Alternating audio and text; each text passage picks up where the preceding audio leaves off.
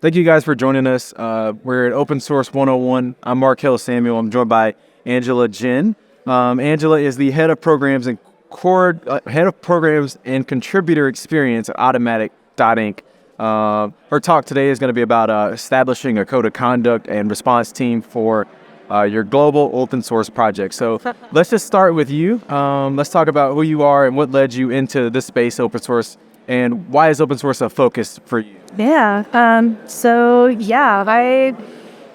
got into open source about 5 years ago. I was working at a commercial real estate consulting firm, and I was administering a certificate program, and the website that the University of Washington gave me was terrible. So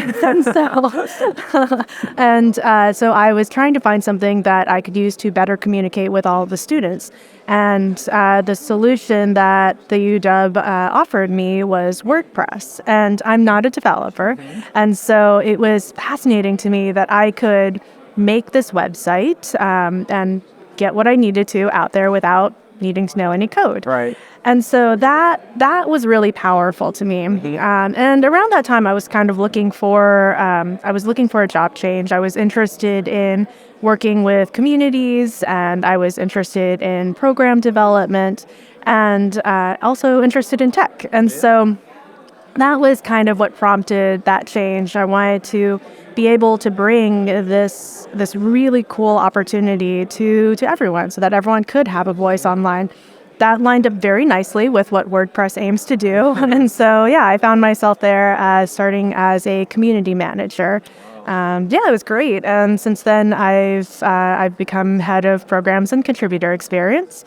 Nice. So, I oversee our event series, our training programs, and our contributor programs as well. So, was this straight out of coming out of college? You entered into a community manager? No.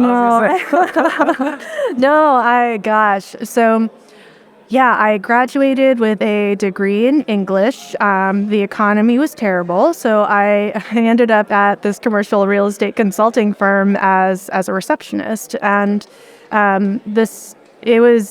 it was a surprise. It worked out really, really well for me. I had incredible mentors. I've always been very blessed with incredible mentors. And so I actually ended up staying at that company for 7 years. And I kept growing and growing. By the time I left there, I was a program manager. I was working with nonprofits to align their real estate strategies with their nonprofit strategies. That's awesome. That's so cool. Yeah. So why are code of conduct and having a response team for open source projects important? Please lay this out. Great question.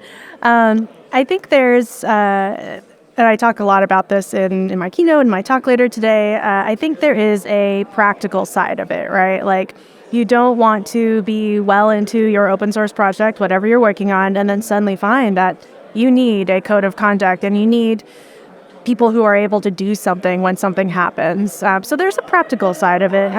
But I prefer to not threaten. Hopefully that never happens in your community, but it's also just things happen. That's true. And so I'm reminded of something that Brene Brown says, and that clarity is kind. Clear is kind, unclear is unkind. And open source projects are these big, enormous spaces, and it is unclear sometimes what you are stepping into. And so code of conducts can help lay some groundwork towards that. They can express the behaviors we aspire to, the experience that we hope everyone will have when they're here with us, and then what we absolutely will not tolerate. And if you experience something like that, anything that might make you uncomfortable, what you can do to, what next steps you have, how you are protected, how the project aims to help you in those moments.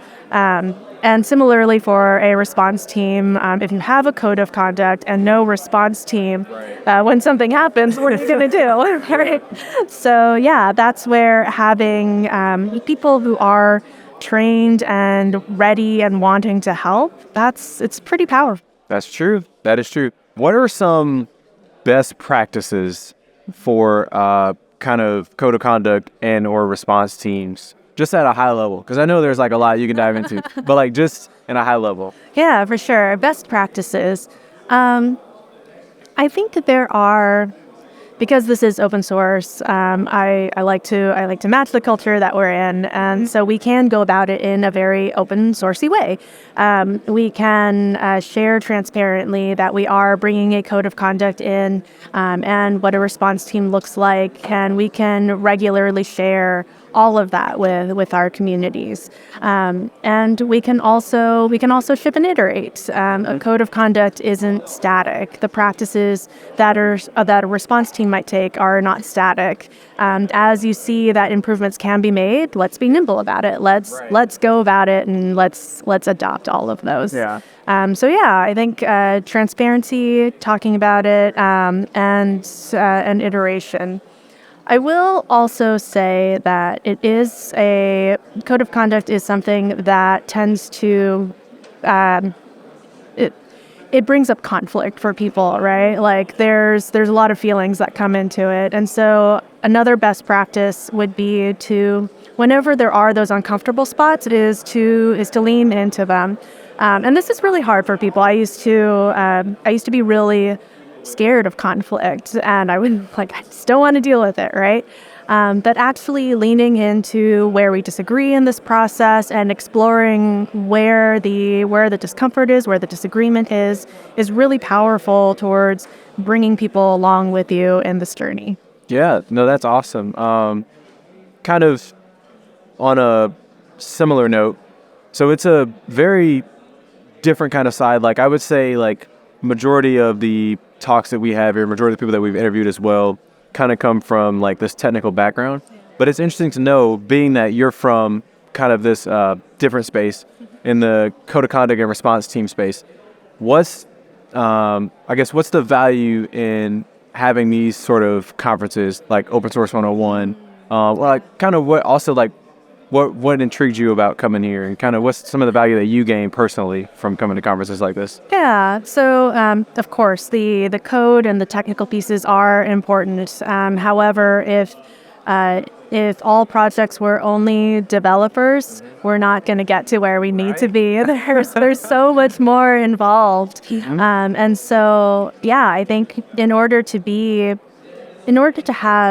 further the influence that open source has had on the world, we need to have a lot of different skills and a lot of really strong practices around them. So yes, development, but also marketing and programming. And by programming, I mean like our programs, like event programs and training programs, not like language programming. I know.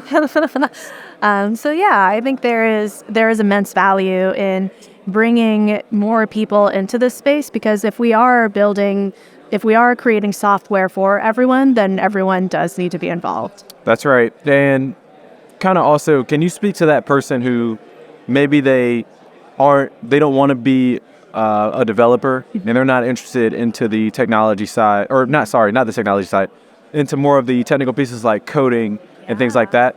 Could you speak to that person maybe about like,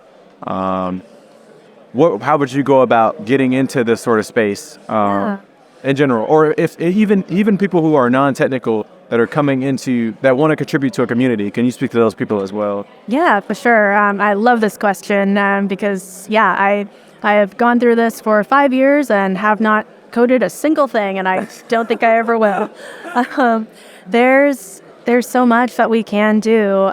If you are a developer, spend some time teaching other people how to use the tools, how to code as well.